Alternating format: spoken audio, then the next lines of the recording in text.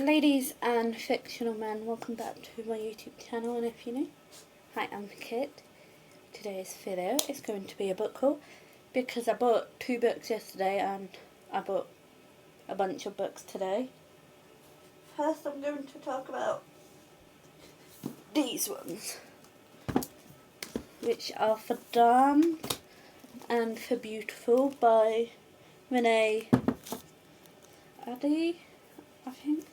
Can we just talk about the covers? I really like them. So it's a series. For Beautiful is the first one. This is the blurb. In 1972, New Orleans is a city ruled by the dead, but to 17-year-old Celine Rousseau, there you go, it's also a safe haven after she's forced to flee her life in Paris. Quickly enraptured by the vibrant city, from its music to its extravagant soirees and even its danger, she soon becomes embroiled with the city's glitzy underworld, and particularly with a group known as La Garde des Lions. Wait, no, it's La Garde des Lions, probably. But when a body is found in their lair, Celine is forced to battle her attention for the group's enigmatic leader, Sebastian Saint-Germain, I think. Sebastian Saint-Germain, or Germain, I don't know. And suspicions about his guilt along with her own secrets. As more bodies are discovered, New Orleans becomes gripped by the terror of a serial killer on the loose.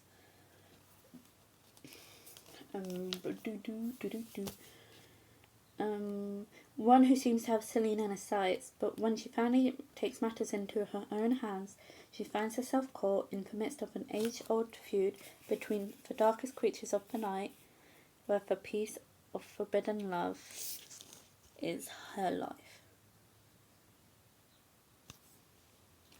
This sounds really good. And then, together they were £1.50 each, so that's £3.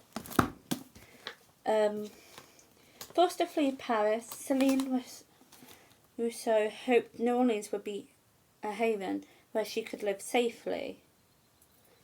But before long she was drawn into the dark underbelly by the enigmatic leader of a group known as La Garde des Lions, Sebastian Saint-Germain.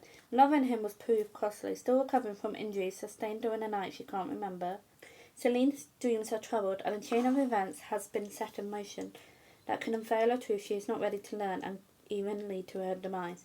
Now cursed and changed forever, Sebastian, too, has not emerged unscathed. While the treaty between the fallen and the Brotherhood has been broken beyond repair, war between the immortals seems imminent.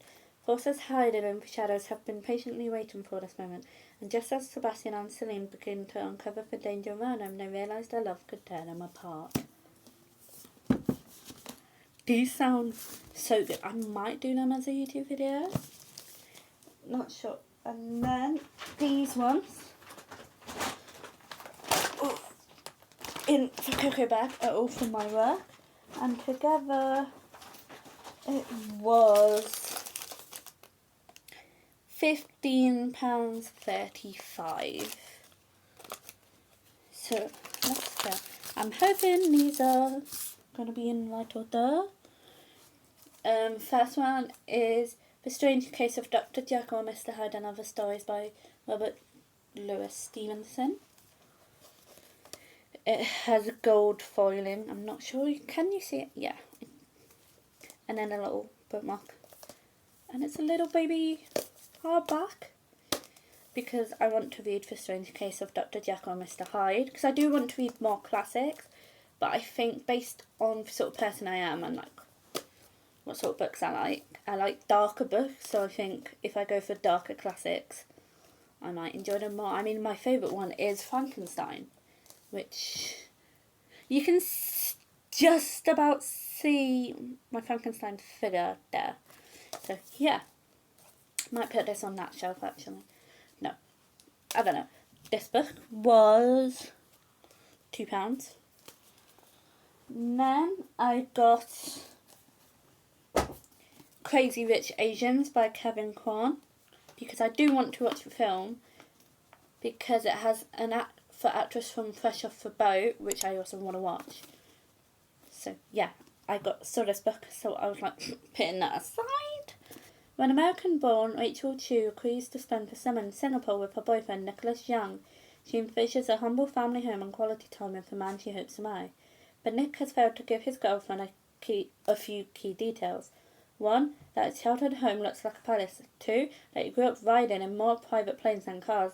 And 3. He just happens to be the country's most eligible bachelor. On Nick's arm, Rachel may as well have a target on her back the second she steps off the plane, and soon her relaxed vacation turns into an obstacle course of old money, nosy relatives, and scheming social climates. This doesn't sound like a book I'll be into, but I want to read it because I want to watch the film, and I know the film was based on the book. And I know there's a series, so if I like this, maybe I'll continue it. I don't know. This one was, I think, £2. The next book is 13 Minutes, which was £2.50. I also get a employee discount, volunteer discount.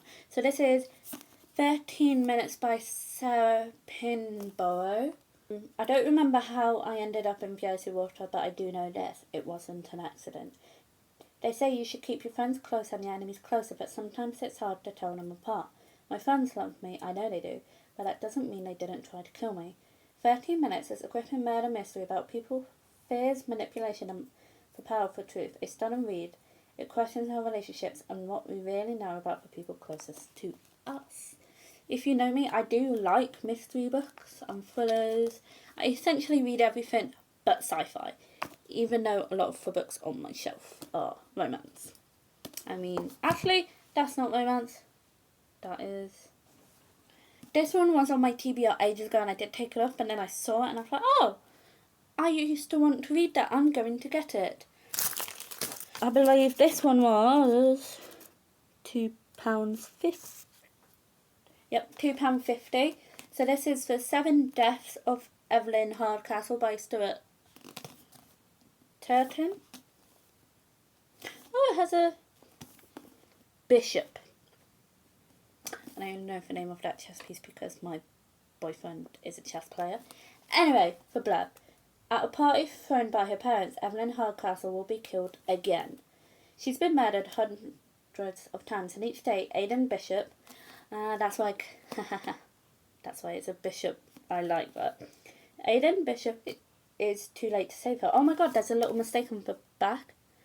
If you look at too late, there should be a space in between, because those are 2 words. There's a printing error on this copy. I love that. To save her. The only way to break this cycle is to identify Evelyn's killer. But every time the day begins again, Aidan wakes up in the body of a different guest, and someone is desperate to stop him ever escaping Blackheath. This sounds really good. I wonder if the... Oh, there's a bishop on the cover too! I wonder if the cover has any importance. It's just stairs. Does she get pushed down the stairs? That's my guess.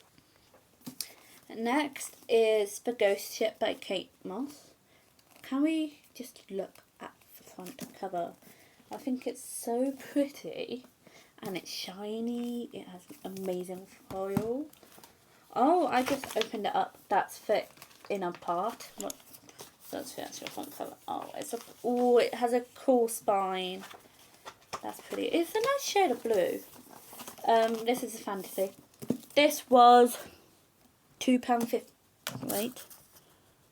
Yep, £2.50. The blurb is, the Barbu Coast, 1621. A mysterious vessel floats silently on the water. It is known only as the Ghost Ship. For months it has hunted pirates to liberate those enslaved over the course of their merciless raids, manned by a courageous crew, mariners from Italy and France, Holland and the Canary Islands, and all of them, including their captain, are intent on escaping their past. And now the Ghost Ship is under attack. Its hull splintered, its sails tattered and burnt, and the crew at risk of capture, but the bravest among those on board are not who they seem.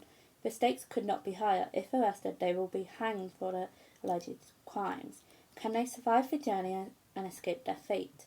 A sweeping and epic love story ranging from France in 1610 to Amsterdam on the Canary Islands in the 1620s. The Ghost Ship is the third volume. Oh, oops, I did not know that. The Ghost Ship is the third volume in the Gilbert Family Chronicles. It's a thriller novel of adventure, buccaneering, love and revenge, stolen fortunes and hidden secrets of the high seas. Most of all, it is the tale of defiant women in a man's world. Is it about women pirates? I didn't know that. I also didn't know it was the third in a series. I'm hoping it does not matter. Am I going to read it anyway? Yes, because is this the first time I bought a third book or like a sequel without realising? No. Does it sometimes affect my ratings? Yes. Oh well.